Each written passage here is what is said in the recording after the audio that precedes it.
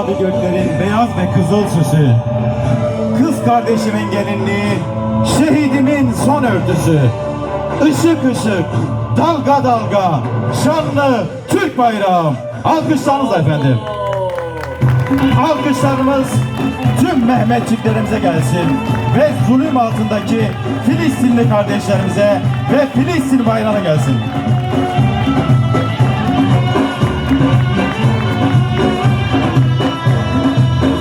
Habibidir yüce hakkın, hayranına uzak yakın.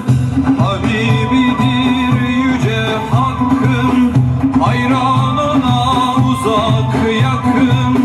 Gönüllerde akın akın, yön Muhammed Mustafa'dır.